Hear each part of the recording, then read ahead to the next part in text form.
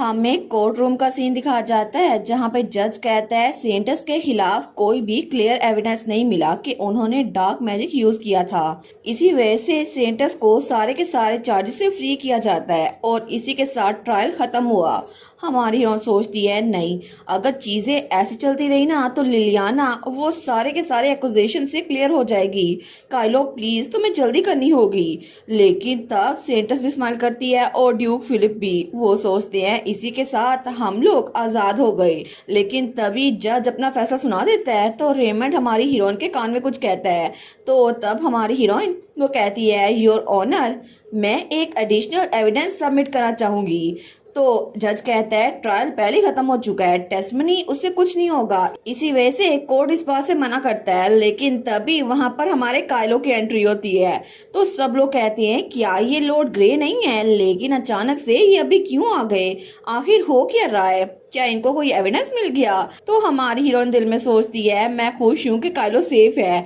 तो काइलो वही नेकलेस लेकर आया था। वो कहता है क्या मैं इस एविडेंस को पेश कर सकता हूँ योर ऑनर। तो तब वो सेंटस उसको देखकर डर गई थी। तो जज कहता है ठीक है आप ये कर सकते हैं।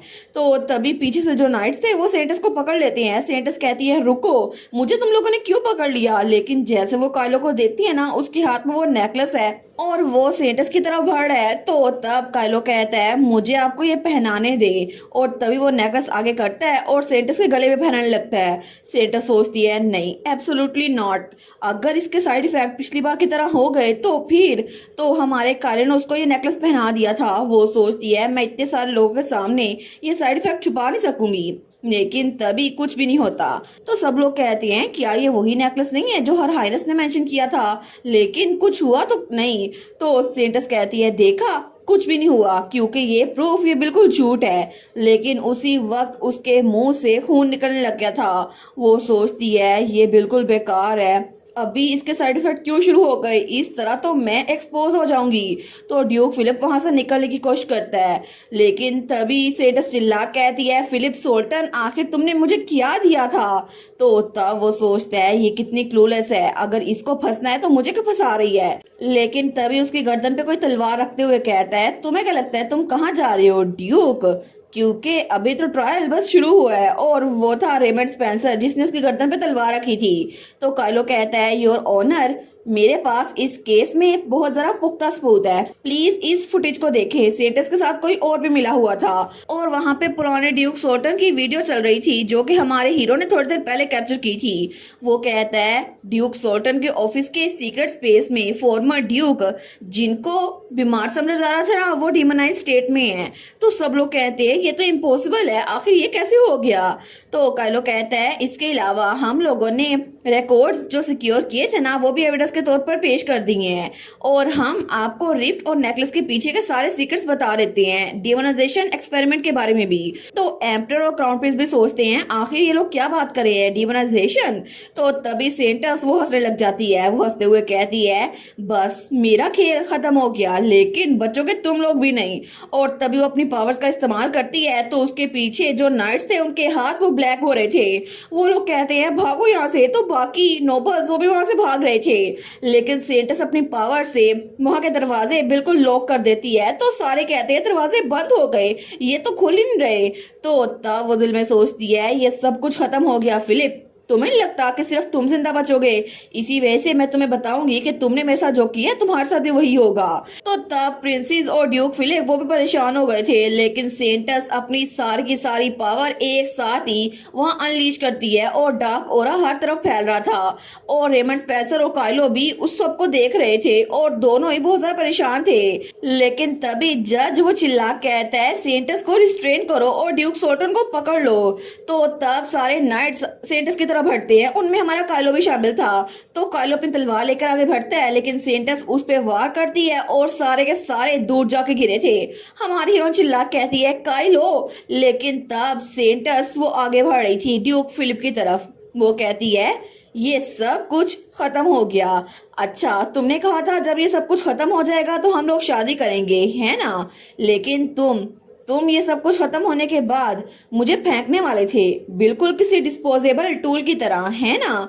तो ड्यूक फिलिप डरा हुआ था, वो नीचे गिर गया था। वो कहती है बिल्कुल वैसे ही जैसे तुमने अपने फादर के साथ किया। लेकिन तुम्हें ये बात पता है, सिर्फ तुम नहीं थे जो मुझे इस्तेमाल कर रहे थे, मैंने भी अपनी रेपुटेशन को ठीक करने के लिए तुम्हारा सहारा लिया और फिर मैंने प्लान किया कि मैं रेमंड स्पेंसर को अपने लिए रख लूंगी। जैसे कि मैंने सोचा था, ये सब कुछ बहुत ज्यादा अच्छा चल रहा था, तुम भी मेरे पपेट बने हुए थे, लेकिन तुम्हें जो कुछ लग रहा था ना कि ये सब कुछ तुम्हारी मर्जी से हो रहा है, ये तुम्हारी गलती थी।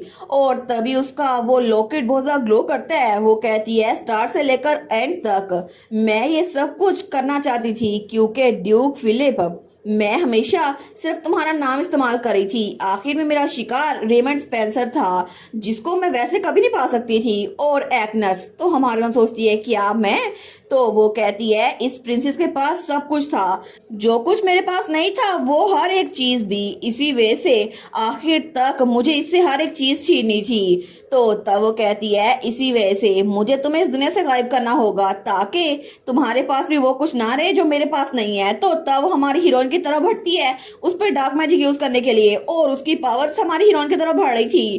तो रेमंड स्पेंसर चिल्ला कहता है और हाइनस, और ड्यूक फिलिप भी नीचे गिरा हुआ था। और तभी हमारा काइलो आगे बढ़ता है फिर से उठकर उस सेंटस की तरफ, उसको रोकने के लिए। तो सेंटस की नजर हमारे काइलो पे पड़ती है। वो कहती है इंटरफेयर मत करो काइलो ग्रे, लेकिन तभी उसका वार हमारे काइलो की तरफ हो गया था। तो काइलो आगे बढ़ता है और उसने अपनी तलवार सेंटस की तरफ कर दी थी, लेकिन थोड़ी देर बाद ही वहां पर काइलो उसने सेंटस को वार पहुंचा दिया था, लेकिन काइलो के अपने मुंह से भी खून निकलने लग गया था, क्योंकि उसके पेट में बहुत ज्यादा चोट लगी थी। तो तभी पीटर सेंटस कहती है सीरियसली तुम्हें लगता है कि तुम मुझे नुकसान पहुंचा पाओगे, लेकिन तभी जब वो देखती है तो उसका लॉकेट वो टूट गया था। वो सोचती है अच्छा तो ये स्टार्ट से मुझे मारना नहीं चाहता, ये लॉकेट इसकी चेन तोड़ रहा था। और तभी वो लॉकेट नीचे गिरता है और टूट गया था। तो तब उसके टूटते ही वहां पर सेंटस की पावर्स भी गायब होने लग जाती हैं। तो तब जज चिल्ला कहता है अभी सेंटस लिलियाना और फिलिप सोल्टन उन लोग को अभी रिस्ट्रेन करो।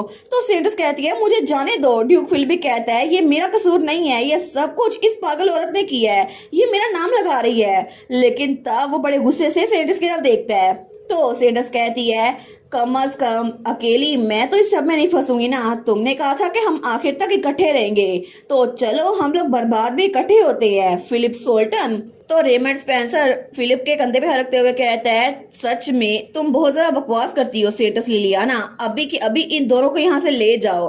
तो तब जज कहता है कोर्ट अपना फैसला सुनाता है, अभी के लिए डिफेंडेंट सेंटस लिलियाना और ड्यूक सोल्टन को, जिनकी वजह से एम्पायर को खतरा था, और अब के लिए इनके टाइटल्स और इनके एसेट्स छीन लिए जाते हैं और इनको एम्पायर के लोअर क्लास में स्लेव के तौर पर भेजा जा रहा है।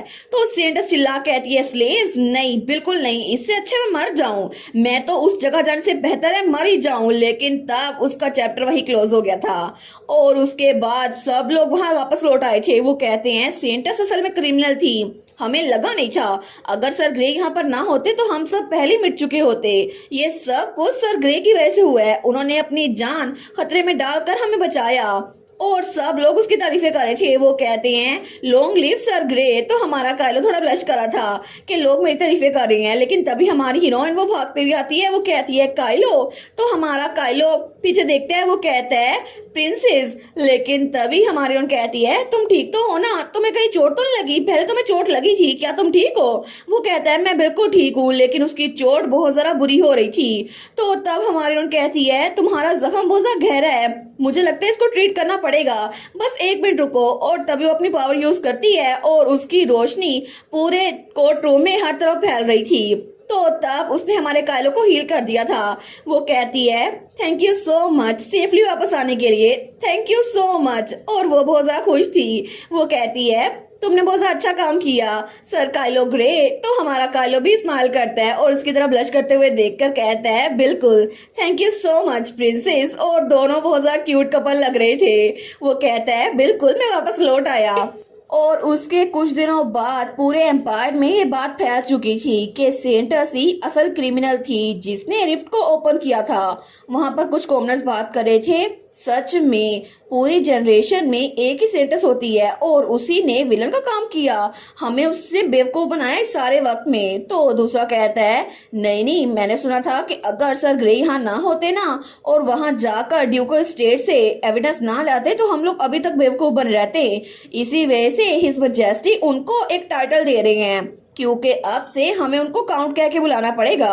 और तब हमारे काइलो को टाइटल मिल रहा था। तो तब एम्परर कहता है सर काइलो ग्रे, वो कहता है जी और मैजेस्टी। तो एम्परर कहता है आपने सेंटस और ड्यूक के दरमियान कॉन्स्पिरेसी को एक्सपोज किया और आपने एम्पायर को तबाह होने से बचाया। इसी वजह से आपकी ग्रेट सर्विस की वजह से हम आपको काउंट का टाइटल देते हैं। तो हमारा काइलो कहता है मैं आपका शुक्रगुजार हूँ। तो एम्पर कहता है लेकिन फिर भी मसला अभी तक टला नहीं है, क्योंकि रिफ्ट का मसला अभी तक बाकी है और मैं श्योर हूँ कि आप उस साइड में भी हमारी हेल्प करेंगे। तो हमारा हीरो कहता है जी बिल्कुल, मैं आपके ट्रस्ट को बिट्रे नहीं करूंगा योर मैजेस्टी। एम्पायर की शील्ड के तौर पर मैं ये बात मेक श्योर करूंगा कि मैं अपनी बेस्ट करूं इस सब को रोकने के लिए। और तब वो एक तरफ देखकर स्माइल करता है और वहां पर हमारी हीरोइन खड़ी थी, हमारी प्रिंसेस। तो तभी हमारी हीरोइन भी उसको देखती है। वो सोचती है फाइनली आखिर में काइलो ने स्माइल करना सीख ही लिया, मैं इसके लिए बहुत ज़रा खुश हूँ। लेकिन जितना ज़रा ये शाइन करता है ना, मैं उतनी ज़रा अनॉक्शियस बन जाती हूँ। और तब हमें कुछ दिनों बाद का सीन दिखा जाता है। तो तब हमारी हीरोइन वहाँ बैठी चाय पी रही थी, तो काइलो उसके बॉडीगार्ड के तौर पर उसके करीब ही था। तो तभी वहां पर हेजल भागती हुई आती है। वो कहती है ओ प्रिंसेस, मेरे पास तैयारी करने का टाइम नहीं था ना, मैं तो अभी घुड़सवारी का लेसन लेकर आ रही थी, मुझे माफ कीजिएगा, फिर भी मुझे माफ कीजिएगा, मैं आपके सामने ऐसे आ गई। तो हमारा कहती है बिल्कुल भी नहीं, इतने शॉर्ट नोटिस में आने के लिए थैंक यू सो मच। इसके अलावा ये राइडिंग क्लोथ्स आप पे बहुत ज्यादा सूट कर रहे हैं। तो हेजल कहती है ये तो बहुत ज्यादा एम्बेरसिंग है, असल में ये मेरी एक हॉबी है। तो हमारा कहती है ये तो इम्प्रेसिव है। सर ग्रे, अगर आप माइंड ना करें तो क्या मैं थोड़ी देर के लिए इनसे प्राइवेट में बात कर सकती हूँ? हमारा हीरो कहता है जी बिल्कुल प्रिंसेस, जब आपको किसी चीज की जरूरत हो तो मुझे बुला लीजिएगा, मैं अभी बाहर ही हूँगा। और तब वो बाहर निकल गया था तो पीछे हेजल और हमारी हीरोइन थी। तो तब वो कहती है मैंने सुना था कि आपने रिफ्ट को बंद करने में अहम किरदार अदा किया है और आपको डिवाइन पावर भी मिल गई है, ये तो सच में बहुत ज्यादा ऑसम है। तो हमारी हीरोइन उसकी तरफ हाथ बढ़ाते हुए कहती है इसी वजह से मैं आज यहाँ पर आई हूँ, इस बार पहले से डिफरेंट होगा, क्योंकि मुझे लगता है मैं आपकी हेल्प कर सकती हूँ, आपका कर्ज उसको तोड़ने में मैं आपकी हेल्प कर सकती हूँ, तो क्या आप मुझ पर ट्रस्ट करेंगे? तो तब उसकी तरफ देखती है, वो कहती है बिल्कुल, क्योंकि कोई ऐसा वक्त नहीं था जब मैंने आप पे ट्रस्ट नहीं किया प्रिंसेस। तो तब वो हमारी हीरोइन का हाथ पकड़ती है, लेकिन तभी वहाँ हमारी हीरोइन अपनी डिवाइन पावर यूज करती है, जिसकी वजह से रोशनी पूरे के पूरे महल में घूम रही थी। तो तब हमारी हीरोइन अपनी आंखें खोलती है तो वो तो हैरान रह गई थी, क्योंकि असल में हेजल उसका कर्ज टूट चुका था, वो अपनी पुरानी बॉडी में वापस आ गया था। वो कहता है प्रिंसेस ये आवाज अनबिलीवेबल, क्या सच में मैं अपनी ट्रू सेल्फ वो वापस ले चुका हूँ? हमारून कहती है टू बी ऑनेस्ट मुझे डर लग रहा था इस बार भी मैं फेल हो जाऊंगी, लेकिन सच में आप वापस लौट आए। तो तभी वो आगे बढ़ता है और हमारी हीरोइन को गले लगा लेता है। वो कहता है thank you so much princess, thank you so much. हमारी सोचती है एक मिनट, आखिर इसने मुझे गले क्यों लगा लिया? लेकिन तभी दरवाजा खुलता है। काइलो कहता है प्रिंसेस आप ठीक तो है ना, मुझे कुछ गिरने की आवाज आई थी। तो हमारून कहती है सर ग्रे असल में ये। तो काइलो जब देखते हैं कि वहां पर हेजल की जगह कोई लड़का खड़ा है तो तब उसको तो बड़ा गुस्सा आ गया था। वो जल्दी से हमारी हीरोइन को अपने पास करता है और उसकी तरफ तलवार बढ़ाते हुए कहता है तुम्हारी हिम्मत कैसे हुई प्रिंसेस को गले लगाने की, और मुझे लगता है कि तुम्हें अपना हाथ गंवाने की जरूरत है क्योंकि तुमने इस हाथ से प्रिंसेस को पकड़ा था। तो तब उसने तलवार उसके गर्दन पे रख दी थी। हमारा काइलो कहता है मुझे जवाब दो, आखिर तुम हो कौन? तो तब वो कहता है पहले अपनी तलवार नीचे करो, क्योंकि मुझे लगता है कि प्रिंसेस को सांस लेने में मसला हो रहा है। तो तब वो हमारी हीरोइन को देखते हैं। हमारी हीरोइन कहती है सर ग्रे। वो कहता है मुझे माफ कीजिएगा प्रिंसेस। तो वो पीछे होते हुए कहती है अच्छा कोई बात नहीं। वो कहता है मुझे माफ कीजिएगा, मुझे पता नहीं चला। लेकिन तब थोड़ी देर बाद हमारी हीरोइन वो फिर से सर डोनोवन के पास थी। वो कहता है योर हाइनेस आपने मेरा कर्ज खत्म कर दिया, थैंक यू सो मच। वो कहती है मुझे बहुत ज़्यादा खुशी हुई कि मेरी वजह से आपका कर्ज खत्म हो गया, और इसके अलावा मुझे लगता है आपको अपने कपड़े सही करने की जरूरत है, अगर आप मुझे एक्सक्यूज करें तो मैं चलती हूँ।